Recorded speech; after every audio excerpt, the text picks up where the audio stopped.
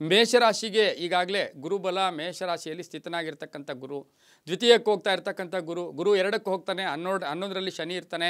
ಹಾಗೆಯೇ ಈ ರಾಶಿಯ 6ನೇ ಮನೆ ಆಗಿರ್ತಕ್ಕಂಥ ಕನ್ಯಾ ರಾಶಿ, ಮುಖ್ಯವಾಗಿ ಈ ರಾಶಿಯವರಿಗೆ ಯಾವ ಏದನ್ನು ಪ್ರತಿನಿಧಿಸುತ್ತೆ, ಆ ತಲೆಯನ್ನು ಪ್ರತಿನಿಸ್ತಕ್ಕಂಥದ್ದು ಕೂಡ ಈ ರಾಶಿ ಆಗಿರುತ್ತೆ. ಹಾಗೆ ಕಣ್ಣುಗಳನ್ನು ಪ್ರತಿನಿಸ್ತಕ್ಕಂಥದ್ದು. ಈ ರಾಶಿಗೆ ಈ ವರ್ಷದಲ್ಲಿ ನೋಡೋಕ್ಕೆ ಹೋದಾಗ ಸ್ವಲ್ಪ ಮಾನಸಿಕವಾಗಿ ಒಂದು ಸಣ್ಣ ಪುಟ್ಟ ಆರೋಗ್ಯದ ಸಮಸ್ಯೆಗಳು, ಏನೇನೋ ಯೋಚನೆಗಳು, ಸುಮ್ಮನೆ ಭಯದ ವಾತಾವರಣ ಉಂಟಾಗ್ತಕ್ಕಂಥ ಸಾಧ್ಯತೆ ಬಹುಮಟ್ಟಿಗೆ ಇರುತ್ತೆ. ಅದು ಸಹ ಈ ರಾಶಿಯವರಿಗೆ ಮಾರ್ಚ್ ಮತ್ತು ಜುಲೈ ತನಕ ಸ್ವಲ್ಪ ಆರೋಗ್ಯದ ವಿಷಯದಲ್ಲಿ ಸ್ವಲ್ಪ ಜಾಗೃತಿಯನ್ನು ಕೂಡ ವಹಿಸಬೇಕಾಗಿರುತ್ತೆ. ಒಂಚೂರು ಮೈಗ್ರೇನ್ ಬರ್ತಕ್ಕಂಥದ್ದು, ತಲೆನೋವು ಬರ್ತಕ್ಕಂಥ ಸಾಧ್ಯತೆ, ಹಾಗೆಯೇ ಒಂಚೂರು ಕೂದಲು ಉದುರುವಿಕೆ, ಇವೆಲ್ಲ ಕೂಡ ವರ್ಷಗಳಲ್ಲಿ ಏನೂ ಇಲ್ಲ, ಇದ್ದಕ್ಕಿದ್ದಂಗೆ ತಲೆ ಕೂದಲು ಉದುರೋಯ್ತು, ಇದನ್ನು ಕೂಡ ನಾವು ಕೇಳಿದ್ದೀವಿ. ಹಾಗಾಗಿ ಮೇಷರಾಶಿಯವರಿಗೆ ಕೂದಲು ಉದುರುವಂಥದ್ದು, ಸ್ವಲ್ಪ ಕಣ್ಣಿನ ತೊಂದರೆ ಬರ್ತಕ್ಕಂಥ ಸಾಧ್ಯತೆ, ಒಂಚೂರು ಮಾನಸಿಕವಾಗಿ ಕಲಹಗಳು ಬಂದಾಗ ಆ ಕಲಹಗಳಿಂದ ಏನಾಗುತ್ತೆ, ದಾಂಪತ್ಯ ಕಲಹಗಳು ಬರೋದು. ಹಾಗೆಯೇ ಸ್ವಲ್ಪ ಆರೋಗ್ಯದ ವಿಷಯದಲ್ಲಿ ಹಳೆ ಕಾಯಿಲೆ ಇರುತ್ತೆ, ಅದಕ್ಕೆ ಸರಿಯಾಗಿ ಒಂದು ಟ್ರೀಟ್ಮೆಂಟ್ ತೊಗೊಂಡಿದ್ದೆ ಆದರೆ ಅಂತಹ ಪ್ರಾಣಗಂಡ ಏನೂ ಇಲ್ಲ, ತೊಂದರೆಗಳು ಕೂಡ ಅಂತಹದ್ದೇನೂ ಕೂಡ ಈ ರಾಶಿಯವರಿಗೆ ಇರೋದಿಲ್ಲ. ಕುಜನನ್ನು ಪ್ರತಿನಿಸ್ತಕ್ಕಂಥ ರಾಶಿ ಆಗಿರೋದ್ರಿಂದ ಸ್ವಲ್ಪ ಸ್ಥೈರ್ಯ ಇರುತ್ತೆ, ಧೈರ್ಯ ಇರುತ್ತೆ. ಆದರೂ ಕೂಡ ಹೆಣ್ಣುಮಕ್ಕಳು ಸ್ವಲ್ಪ ಹೊಟ್ಟೆಗೆ ಸಂಬಂಧಿಸಿರ್ತಕ್ಕಂಥದ್ದಾಗ್ಬೋದು. ಹಾಗೆಯೇ ಮಾನಸಿಕವಾಗಿ ಏನಾದರೂ ಸಣ್ಣ ವಿಷಯ ತಂದಾಗ ಅದನ್ನು ಹೆಚ್ಚು ಹಚ್ಕೊಂಡಿದ್ದೆ ಆದರೆ ಅದರಿಂದ ಸಹ ತೊಂದರೆ ಆಗ್ತಕ್ಕಂಥ ಸಾಧ್ಯತೆ 2024ರಲ್ಲಿ ಮೇಷರಾಶಿಯವರಿಗೆ ಆಗ್ತಕ್ಕಂಥ ಯೋಗ ಕೂಡ ಇರುತ್ತೆ. ಜೊತೆಗೆ ಈ ರಾಶಿಯವರು ಹೆಚ್ಚು ಯಾವುದೇ ವಿಷಯದ ಬಗ್ಗೆ ಹೆಚ್ಚು ಕೂಲಂಕುಷವಾಗಿ ಡೀಪಾಗಿ ಚರ್ಚೆಗಳು ಮಾಡೋದು ಬೇಡ ಅಂತ ಹೇಳುತ್ತೆ.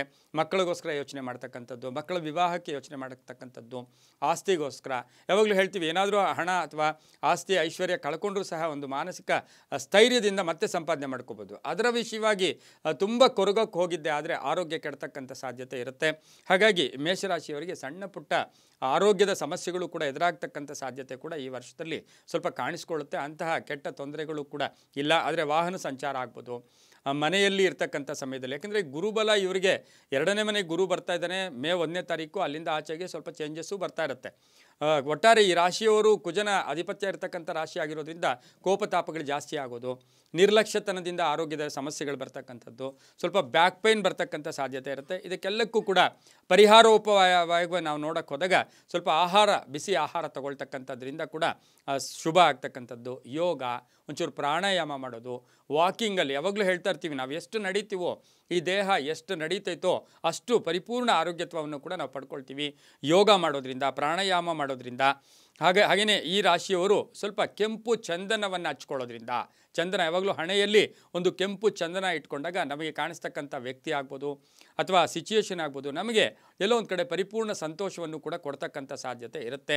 ಈ ರಾಶಿಯವರಿಗೆ ಬಹುಮುಖ್ಯವಾಗಿ ಜಾಗ್ರತೆಯನ್ನು ವಹಿಸಿದ್ದೆ ಆದರೆ ಅಂತಹ ಕೆಟ್ಟ ತೊಂದರೆಗಳು ಇಲ್ಲ.